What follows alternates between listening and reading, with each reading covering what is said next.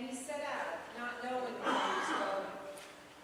By faith, he stayed for a time in the land he had been promised, as in a foreign land, living in tents, as did Isaac and Jacob, who were heirs with him of the same promise. For he looked forward to the city that has foundations, whose architect and builder is God. By faith, he received power of procreation, even though he was too old, and Sarah herself was barren, because he considered him faithful who had promised. Therefore, from one person, and this one as good as dead, descendants were born, as many as the stars of heaven and as the innumerable grains of sand by the seashore. All of these died in faith, without having received their promises. But from a distance they saw and greeted them. They confessed that they were strangers and foreigners on the earth. For people who speak in this way make it clear that they are seeking a homeland. If they had been thinking of the land that they had left behind, they would have had opportunity to return. But as it is, they desire a better country, that is, a heavenly one. Therefore God is not ashamed to be called their God. Indeed, he has prepared a city for them. Hear what the Spirit is saying to the church. Thanks be to God.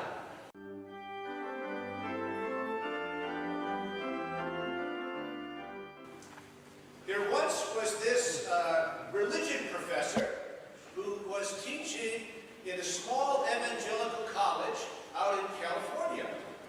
And she was given the task from the religion department to teach freshman religion, which was required for all students. It was her job to instruct these young evangelicals in the very basic theological doctrines of that movement.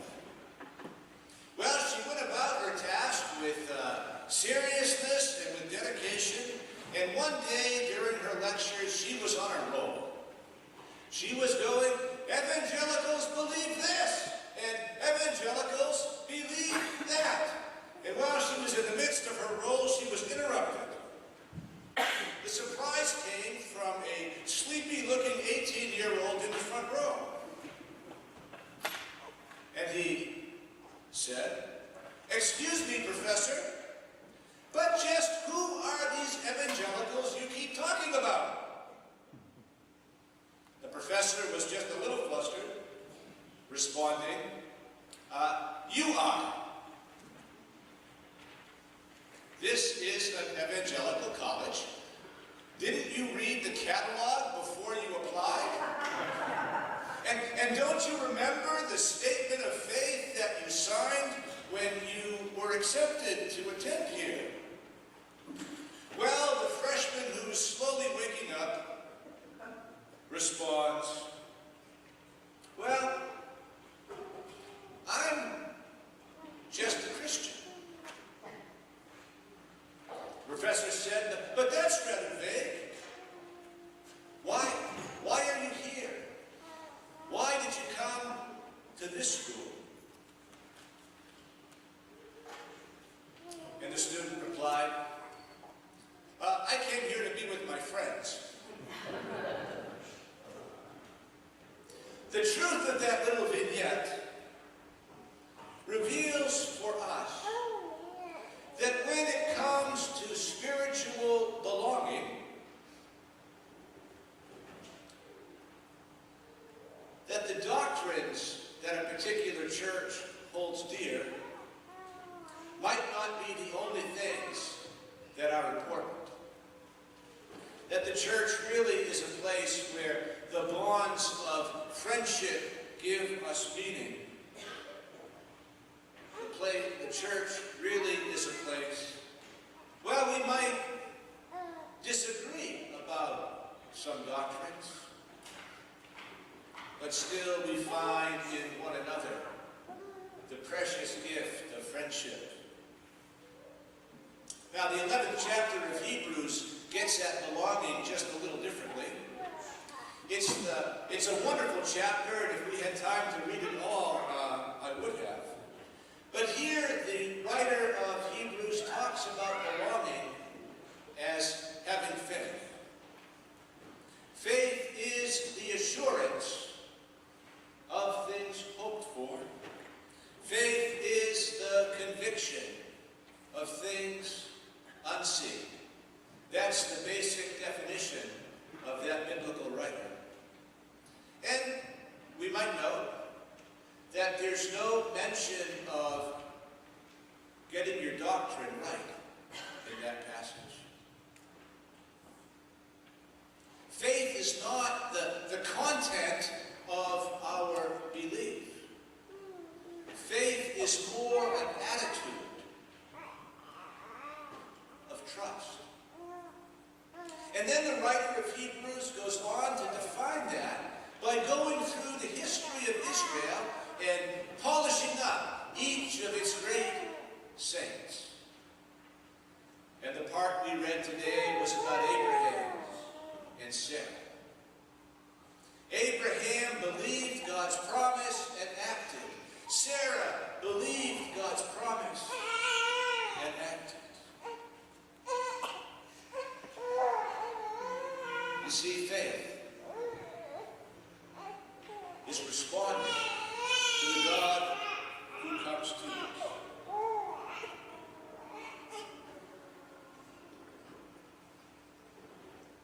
Well, if you're searching for a place to belong,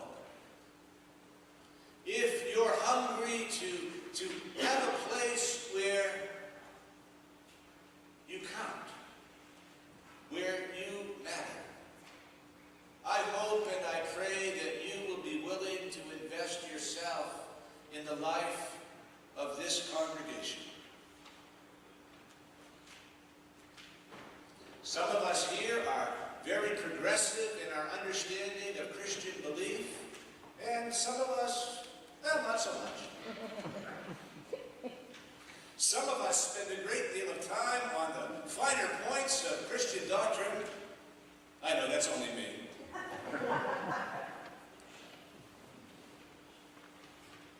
We're just Christians, like that college student. Just Christians. And we're here to be with our friends. One of the brighter theologians I know described the kingdom of God as a quilting bee. Now, I've never been to a quilting bee, and if you invite me, I might come. But as I understand it, a bunch of folks get together, and they converse with one another, they have fellowship, and they visit, and each person works on that small section of the quilt that's theirs.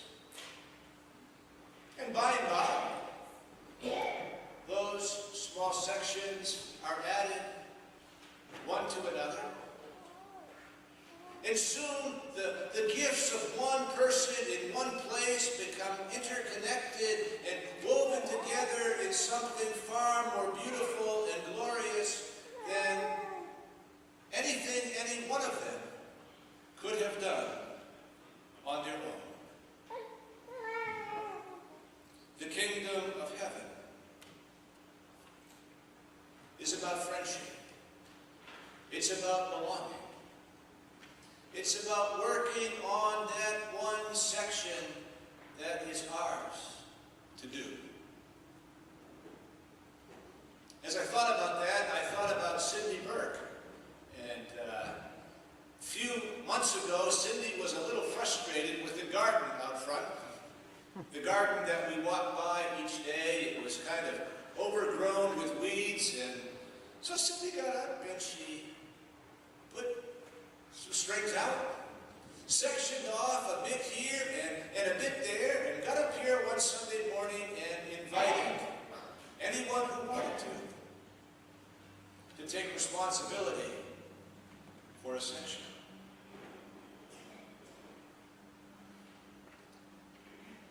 Being a follower of Jesus Christ is not so much about getting our doctrines right. It's about working in the patch that God has given us to do, and working together with respect and thoughtfulness and compassion for one another.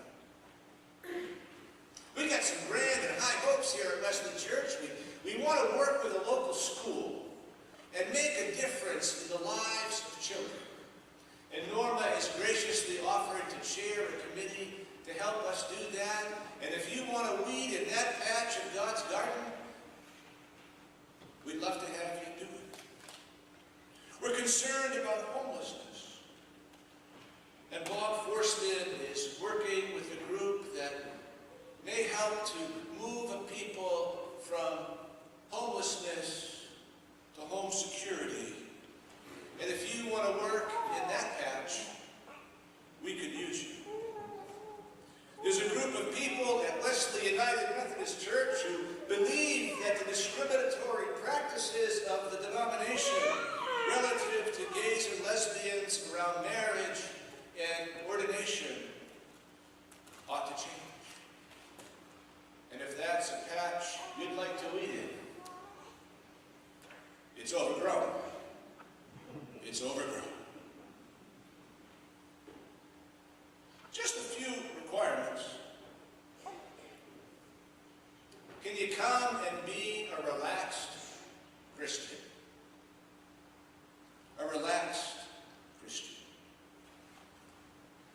Not to stress and strain over doctrine. Not to treat one another harshly or with a judgmental attitude. I saw a quote this week on Facebook I thought you might like. It was from Leonard Sweet. He said, if you're exacting toward others and soft on yourself, that's hypocrisy. But if you're a little exacting of yourself and gracious toward others, well, that's holiness. Can we be that kind of community, a place of belonging, where we work together and treat one another with gentleness? I'd like to end my sermon this morning by sharing with you a poem that has been near and dear to me my whole life. It's written by Sam Shoemaker. It's entitled, I Stand by the Door. It talks about belonging.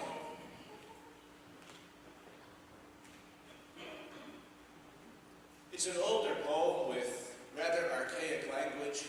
I cleaned it up where I could and left some of those where I felt I needed to. And let the image, this image of belonging, inspire you. I stand by the door. I neither go far in nor stay far out. The door is the most important door in the world. It is the door through which people walk when they find God. There is no use my going way inside and staying there, when so many are still outside, and they, as much as I, crave to know where the door is. And all that so many ever find is only the wall where a door ought to be. They creep along the wall as if blind, with outstretched, groping hands, feeling for a door, knowing that there must be a door, and yet they never find it. So I stand by the door.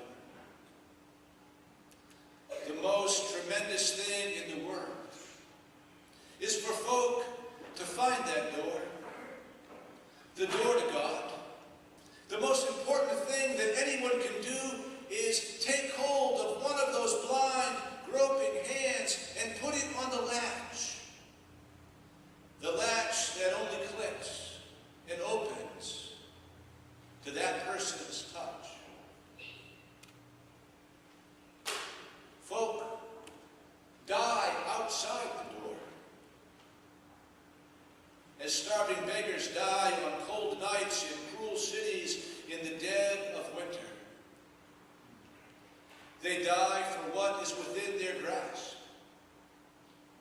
They live on the other side of it. Live because they have not found it. Nothing else matters compared to helping them find it, and open it, and walk in, and find God. So, I stand by the door. Go in, great saints.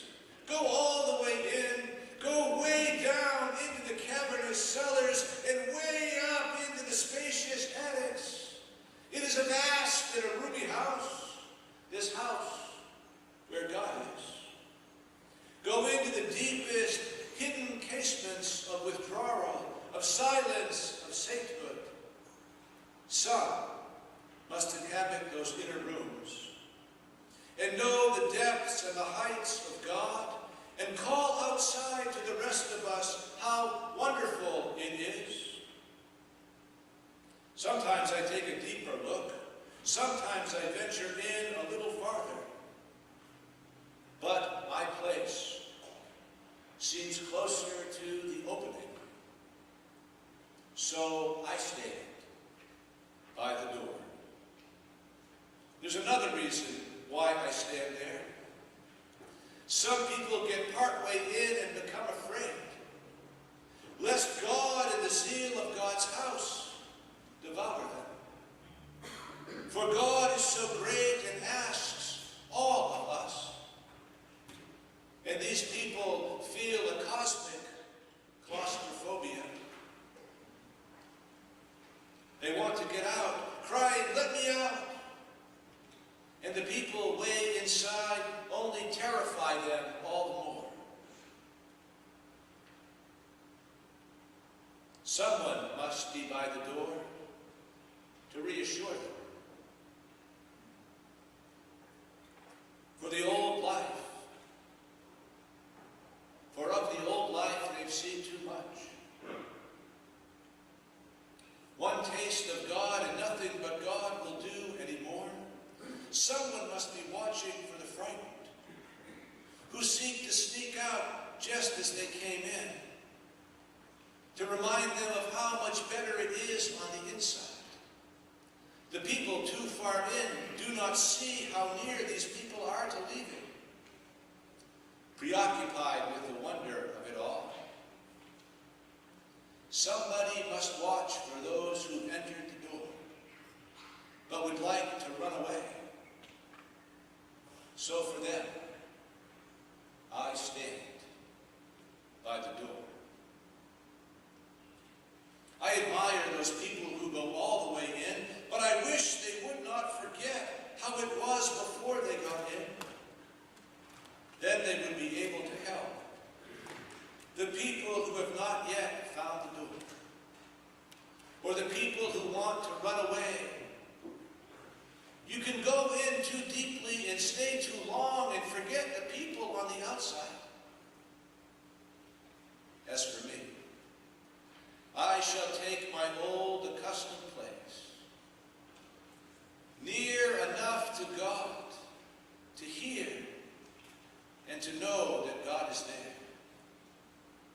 but not so far from others as to not hear them. And remember, they are there as well. Where?